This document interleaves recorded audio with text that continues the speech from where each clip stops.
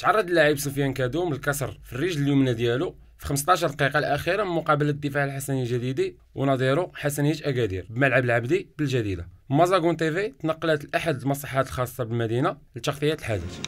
الحمد لله باركت المقابلة وتوعدت في المقابلة ديال الحسن أكادير والدفاع الحسني.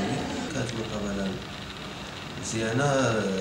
سفيان كادوم دخل في ربع ساعة الأخرى وكنا منتصرين على فريق الحسن أكادير.